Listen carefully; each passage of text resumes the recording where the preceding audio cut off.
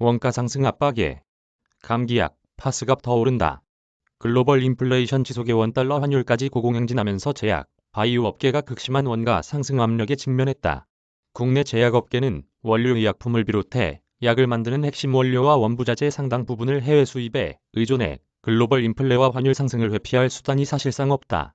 26일 제약, 바이오 업계 관계자들은 의약품 원자재 가격 상승에 이어 환율까지 상승하면서 비용 부담이 커지고 있다며 건강보험급여 대상 전문의약품은 건강보험심사평가원과 업체의 협상으로 결정되는 구조여서 원가가 오른다고 해서 곧장 약가에 반영하기 힘들기 때문에 일반 의약품과 비급여 의약품을 중심으로 가격 인상에 나설 것으로 예상된다고 입을 모았다. 일부 업체는 이미 드링크제, 감기약, 비타민, 파스 등 일반 의약품 가격을 올린 상태다.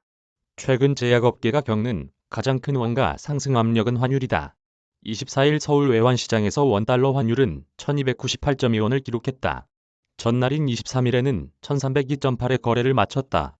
원달러 환율이 1300원대에서 마감된 것은 2009년 7월 13일 이후 약 13년 만이다.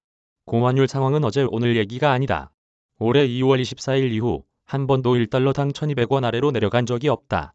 여기에 미국의 소비자 물가지수가 3월 8.5%, 4월 8.3%, 5월 8.6%를 기록하며 글로벌 인플레이션은 계속되고 있다. 한 대형 제약사 관계자는 유가, 원자재, 환율 등이 다 올라 제조 원가와 물류비 등도 모두 상승했다며 원가 상승분을 업계가 상당 부분 떠안아야 해 수익성 걱정이 크다고 말했다.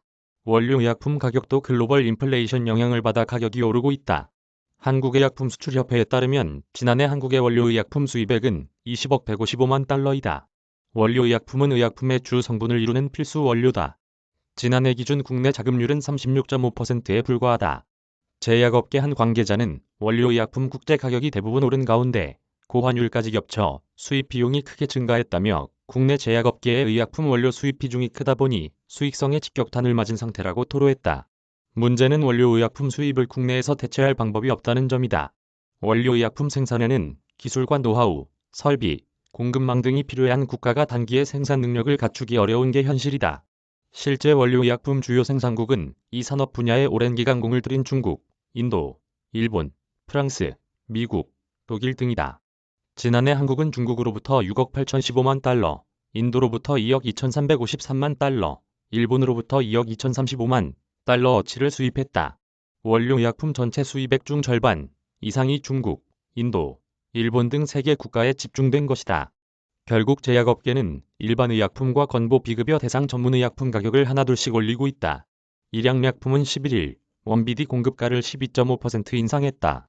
일동제약은 아로나민 C+의 공급가를 10년 만에 10% 인상하기로 했고 지신옥십자는 관절통 등에 쓰는 파스인 제놀쿨의 공급가를 10%가량 올린다. 광동제약 역시 종합감기약 쌍화탕 가격 인상을 검토하고 있다.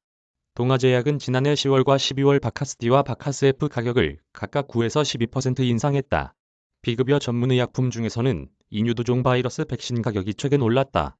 공급사인 한국 MSD는 가다실구 가격을 8% 정도 최근 인상했다.